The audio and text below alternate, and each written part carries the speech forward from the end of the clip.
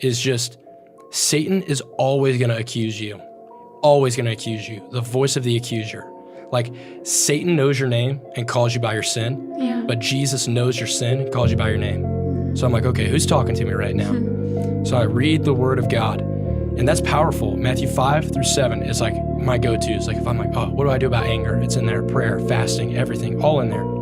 So through his word, through signs, God will directly give us signs about things. Like, God, will you just show me what's going on? Gideon needed a sign from God. Now, that particular story in the Bible, people are like, I'm going to throw a fleece out. Basically, Gideon was asking for signs from God. He put a fleece out, and it had been raining. And he said, all right, if it rains tonight and my fleece isn't wet, I know it's from you. He was doing this whole thing, but his was out of like a place of doubt. But you could still use that. Like, all right, God, like, help me. Like, show me what I need to do. Because God is a friend. He loves us. He wants to be involved in our decision making. So through signs, through people,